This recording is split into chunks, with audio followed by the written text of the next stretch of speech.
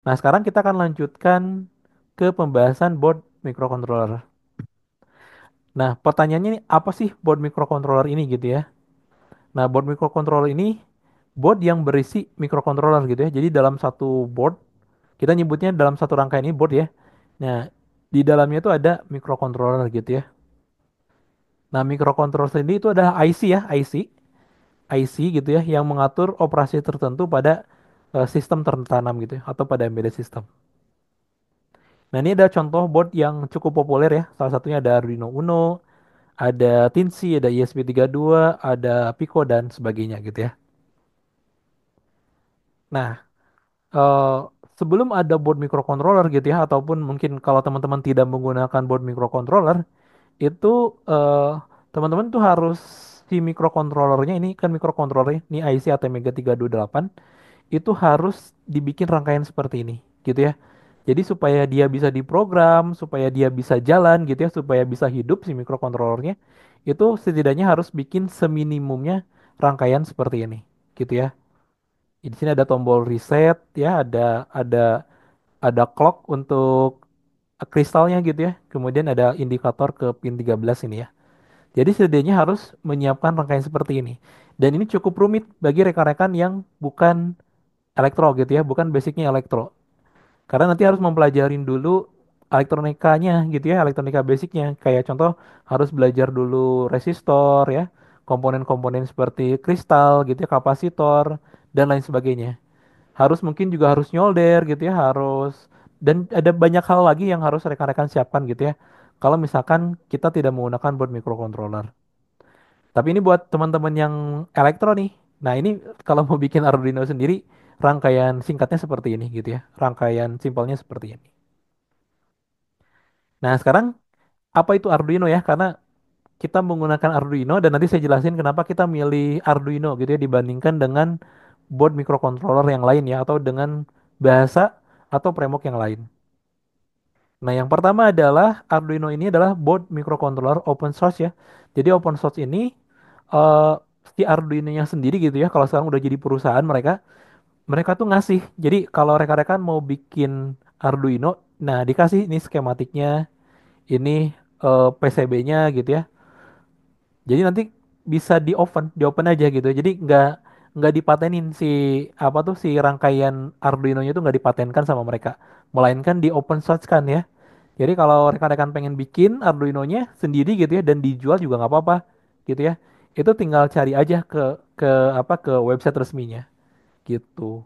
Hanya logonya dan mereknya itu udah didaftarin sama mereka ya udah dipatenin. Jadi kalau misalkan nanti bikin board sendiri dengan desain yang sama itu boleh, tapi tidak boleh menambahkan logo Arduino-nya gitu ya. Karena ini melanggar trademark gitu ya seperti itu. Dan umumnya Arduino juga bisa digunakan untuk proyek robotika gitu ya, tapi ada banyak proyek yang lain gitu ya selain proyek robotika. Nah, Arduino juga open source software ya. Selain si hardware-nya open source, si software-nya juga udah open source gitu ya. Jadi di dalamnya tuh ada Arduino IDE, ini juga termasuk yang open ya. Gak cuman gratis gitu ya, teman-teman pakai, tapi juga teman-teman bisa bikin sendiri gitu ya si software-nya. Terus juga ada library dan framework-nya. Nah, sebetulnya inilah yang bikin si Arduino ini menjadi sederhana gitu ya. Library dan frameworknya gitu ya. C++ itu bahasa yang sebetulnya rumit gitu ya kalau dibandingkan dengan bahasa tingkat tinggi gitu ya. Kayak contoh Python gitu ya. Atau bahasa lain yang lebih sederhana gitu ya. Kayak Visual Basic gitu itu kan masih lebih simple gitu ya. Nah, Arduino itu karena C++ gitu ya, karena dia dari C++, otomatis akan lebih rumit, tapi dikarenakan ada frameworknya, itu menjadi sangat sederhana gitu ya, menjadi sangat simple, mudah untuk dipelajari. Kemudian juga ada bootloader. Bootloader ini program yang ditanamkan ke IC-nya yang memungkinkan si board ini jadi bisa diupload pakai USB gitu ya. Karena dulu itu kita harus menggunakan serial gitu ya, menggunakan ICSP. Harus menggunakan serial yang lain. Kalau sekarang rekan-rekan sudah bisa menggunakan eh, USB aja gitu ya seperti itu. Oke, nah kenapa kita pilih Arduino kan? Karena kan sebetulnya ada banyak framework lain gitu ya.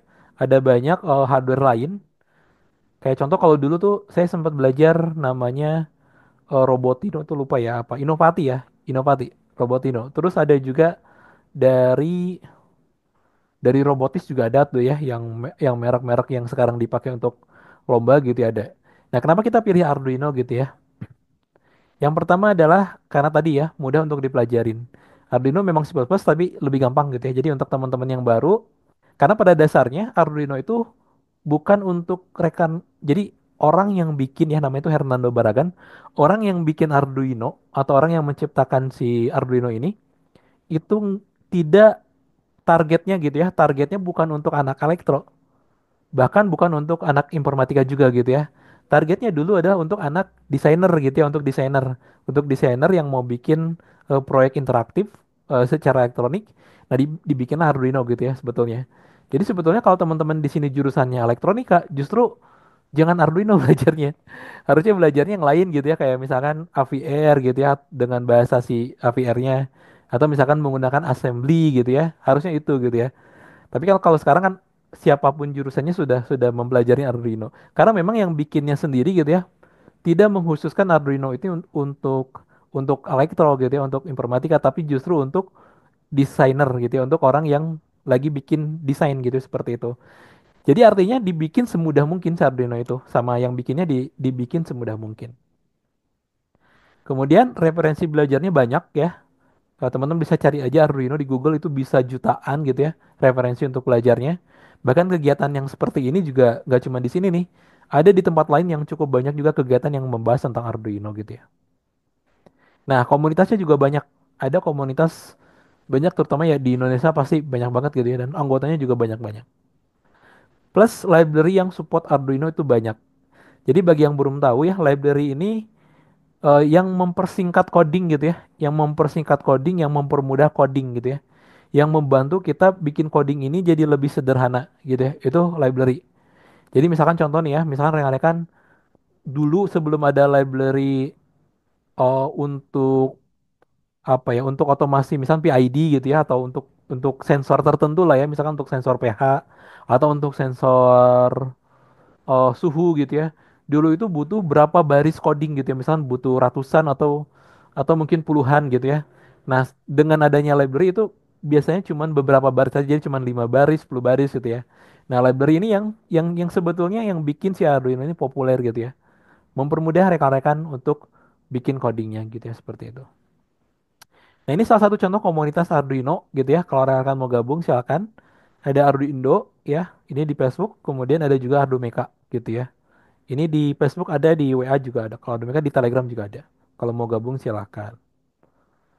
Nah, kemudian Arduino itu ya, yang family atau keluarga Arduino dari Arduino-nya sendiri, itu ada banyak jenisnya gitu ya. Mereka bikin board ada banyak jenisnya. Kayak contoh yang ini tuh namanya Arduino Uno gitu ya. Yang ini Arduino Mega. Yang ini kalau nggak salah Pro Mini ya. Yang ini Arduino Nano, ini tuh Arduino Micro, ini Arduino Du, ini Arduino Leonardo. Nah, pada dasarnya setiap board ini tuh hanya yang berbeda itu hanya fiturnya aja ya, hanya fitur, memori, jumlah pin, jumlah fitur dan lain sebagainya. Tapi secara coding atau secara pemrograman itu sama gitu ya. Jadi misalkan hari ini kan kita akan nyoba pakai Arduino Uno dulu gitu ya. Nah itu nggak masalah karena nanti kalau rekan-rekan belajar Arduino Uno gitu ya, kemudian lompat ke Arduino Mega, codingnya sama gitu ya.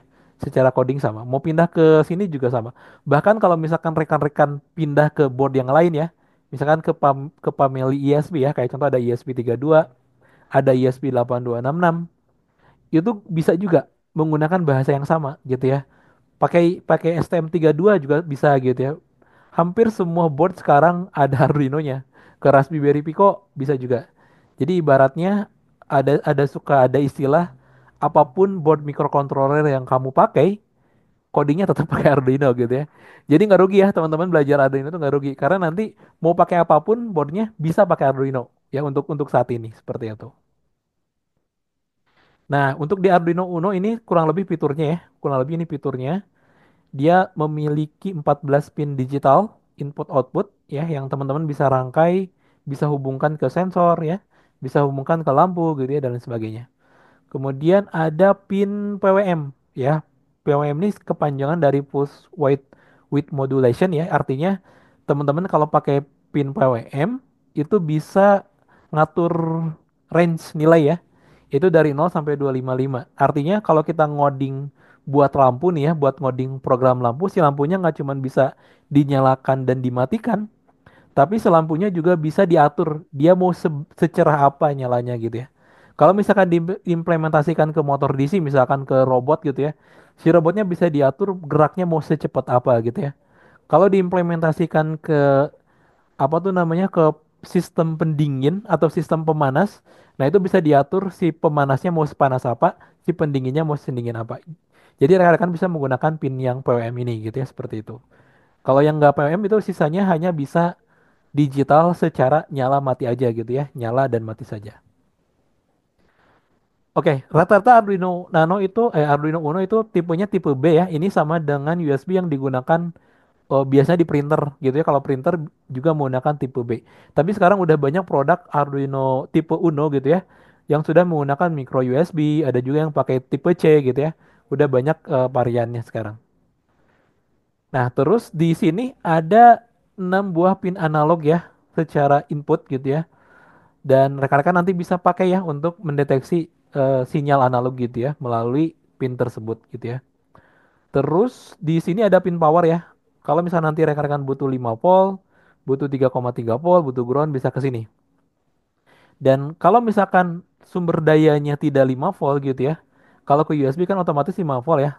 Nah, kalau rekan-rekan ternyata kebetulan di rumah cuman punya yang 12 volt. Nah, bisa lewat jalur yang ini ya. Bisa lewat jalur yang ini. Tapi rata-rata yang direkomendasikan itu maksimal sampai 9 volt ya. Biasanya kalau menggunakan yang 12 volt itu si IC regulator atau penurun tegangannya itu akan panas gitu ya dan mungkin akan gak awet juga si Arduino-nya. Jadi saran saya kalau mau masuk tegangan ke sini maksimal di 9 volt seperti itu.